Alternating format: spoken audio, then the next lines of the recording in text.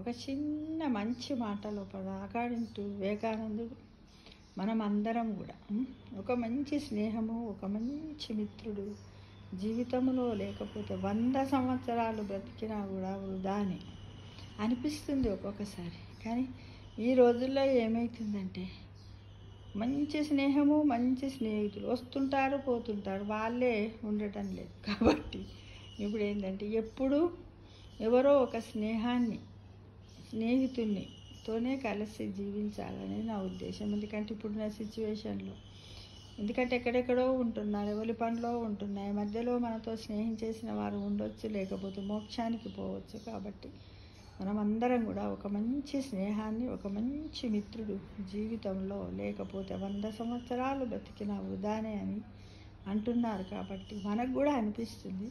కాకపోతే ఉంటారులే, మనం ఎప్పుడు వెళ్తామో వాళ్ళు ఎప్పుడు వెళ్తారో తెలియదుగా మిత్రమా, అంతే కదా, ఉంటారు.